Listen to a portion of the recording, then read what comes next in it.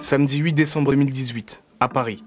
Pour la première fois depuis le début du mouvement des Gilets jaunes, les véhicules blindés de la gendarmerie sont déployés. Face aux manifestants, le gouvernement décide de sortir l'artillerie lourde. Ce que ne précise pas l'État, c'est que certains de ces blindés sont équipés d'une arme à utiliser en dernier recours. Un diffuseur lacrymogène. Cette information dévoilée par Marianne nous a été confirmée par un ancien gendarme mobile. Il a notamment servi au Kosovo, à la fin des années 2000, où il conduisait les mêmes véhicules blindés qui ont été déployés face aux Gilets jaunes à Paris. J'étais au Kosovo Eulex, à la mise en place de la mission de décembre 2008 à juin 2009, avec le colonel Massio. C'est bien du CS.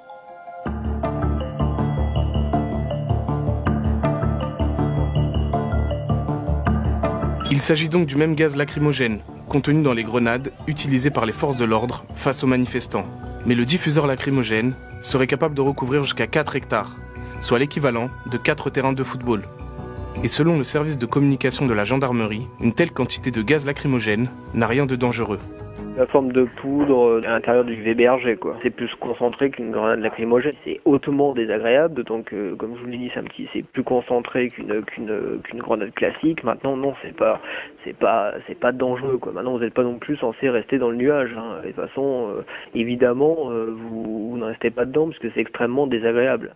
Pourtant, pour Physicians for Human Rights, qui a étudié l'utilisation du gaz lacrymogène lors de conflits à travers le monde, l'utilisation du diffuseur lacrymogène serait catastrophique, même en cas de dernier recours. Ça pose des dangers graves pour la santé et surtout des risques pour les personnes qui sont parmi une foule qui sont vulnérables, c'est-à-dire les gens qui ont peut-être des maladies préexistantes comme l'asthme et certainement pour les gens aussi qui ont des maladies de peau, par exemple. Et alors, dans ce cas, l'utilisation de gaz lacrymogène dans une quantité énorme sur une foule énorme certainement pose des risques pour la santé et nous recommandons d'autres méthodes qui ne sont pas si indiscriminées et avec une arme qui n'est pas aussi dangereuse, même qui pose des risques mortels pour les manifestants. L'ONG a notamment étudié l'utilisation du gaz lacrymogène au Bahreïn. En 2011, le pays connaît un soulèvement populaire. Pour réprimer sa population, la police utilise des grenades lacrymogènes, jusqu'à 2000 par jour. Une utilisation intensive du gaz lacrymogène qui aurait causé la mort d'au moins 39 personnes, selon Physicians for Human Rights. C'est une arme chimique, ça c'est reconnu mondialement, et puisque c'est interdit comme arme de guerre, en tant qu'une arme qui n'est pas vue à tuer les personnes, mais plutôt à supprimer et à disperser une foule, c'est quand même classé comme une arme chimique. L'un des principaux fabricants de gaz lacrymogène, c'est la société française, Alcetex, leader européen des produits du maintien de l'ordre. En mai 2018, l'entreprise a signé un nouveau contrat pour fournir la police et la gendarmerie en gaz lacrymogène. Une société opaque. Sur leur site web, la page produit n'est pas accessible. Et l'entreprise refuse de communiquer la composition exacte de son gaz lacrymogène. Nous avons bien évidemment demandé à rencontrer l'un des représentants de la société, mais aucune réponse. Voici donc les questions qu'on aurait aimé poser à l'entreprise. Est-ce que vous pouvez nous dire quelle est la composition exacte du gaz lacrymogène que vous fabriquez ?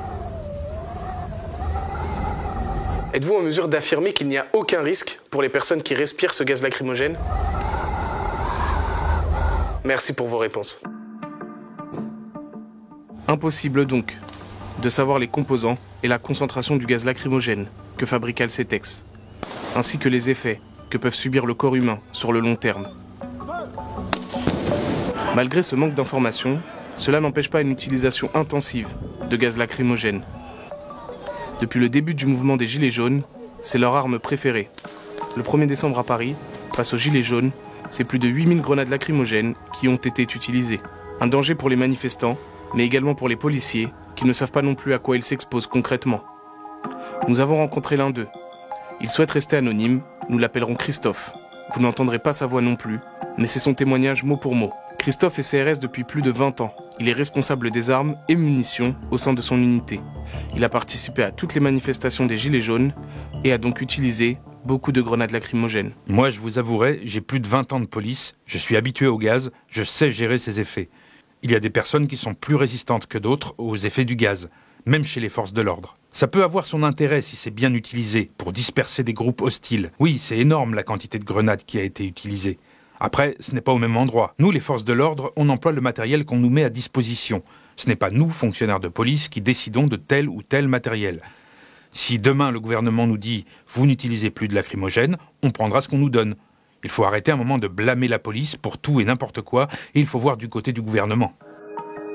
En effet, les forces de l'ordre françaises sont les plus armées d'Europe dans les missions du maintien de l'ordre. C'est notamment le seul pays du continent à avoir recours à la grenade lacrymogène instantanée, la fameuse GLIF-4. Une arme qui délivre une charge explosive constituée de 25 grammes de TNT, en plus du gaz lacrymogène. Classée dangereuse, elle est interdite dans les autres pays d'Europe. Nous avons sollicité à plusieurs reprises le ministère de l'Intérieur et la préfecture de police, afin de comprendre pourquoi nos gardiens de la paix avaient tant besoin d'être armés face aux civils. Aucune réponse ne nous a été apportée. Nous nous sommes donc rendus au vœu de la nouvelle année du syndicat SGP Police FO, où Christophe Castaner, ministre de l'Intérieur, est venu faire un petit discours. De manifestants casseurs qui évoqueraient des légitimes défenses pour taper, pour violenter, pour vouloir tuer des policiers. Non, non. L'État, et donc vous, êtes les seuls légitimes à pouvoir opposer la force. C'est la force de l'ordre. Et il n'y a pas de liberté dans un pays comme le nôtre sans ordre public. Et vous incarnez l'ordre public. Monsieur Castaner, excusez-moi. Excusez-moi, monsieur Castaner. Yannis Loïc du journaliste du Média. J'ai juste une petite question à vous poser. Notre police est aujourd'hui la plus armée d'Europe dans les missions du maintien de l'ordre. Comment l'expliquez-vous? Oui, pardon, messieurs. Merci beaucoup. Nous n'aurons jamais de réponse de la part du ministère de l'Intérieur. Afin de comprendre le maintien de l'ordre à la française, nous sommes allés à la rencontre de l'ACAT. Dans un rapport sur les violences policières, l'association a notamment souligné qu'entre 2010 et 2013 a été mis en place un projet européen afin de construire une autre doctrine du maintien de l'ordre moins violente envers les manifestants. Un projet qui comprend des pays comme l'Allemagne, le Royaume-Uni ou encore l'Espagne. En Grande-Bretagne, quand il y a des interpellations, parce qu'il y a des infractions qui sont commises par des manifestants, avant que la police intervienne pour arrêter, des agents de dialogue, c'est un peu dialogue units, vont dans la manifestation expliquer, voilà, la police va venir parce qu'il y a ci, parce qu'il y a ça, la police intervient, interpelle, et les officiers de dialogue continuent à expliquer pourquoi ça s'est passé comme ça, pourquoi c'était important. Un programme auquel la France n'a pas souhaité participer. En France, on a une doctrine, une philosophie qui a été développée fin 19e, début 20e siècle, où on voit la foule comme un groupe opaque, avec un leader, et en gros, la foule est bête, elle suit son leader. La psychologie des foules qui se développe notamment en Allemagne à la fin du XXe siècle, c'est que, oui, la foule, elle peut être opaque, mais c'est des individus qui sont dotés de raison et qui réfléchissent seuls, et qui finalement ont tendance à se solidariser quand ils se sentent attaqués par un autre groupe. D'où l'importance finalement pour les forces de l'ordre de ne pas traiter la foule comme un bloc unique, mais vraiment aller prélever ceux qui posent problème, mais en garantissant l'intégrité et le droit de manifester de ceux qui ne posent aucun problème. Le dernier élément, c'est la facilitation, c'est-à-dire que les manifestations doivent être facilitées, protégées, quand bien même elles ne sont pas prévues, pas déclarées, etc. Ça ne peut pas être un critère d'empêcher une manifestation parce que toutes les obligations légales n'auraient pas été respectées au préalable. Pour le moment, on estime que le maintien de l'ordre à la française aurait fait au moins 2000 blessés parmi les manifestants, dont une centaine de blessés graves. Une doctrine que le gouvernement ne semble pas vouloir abandonner de sitôt.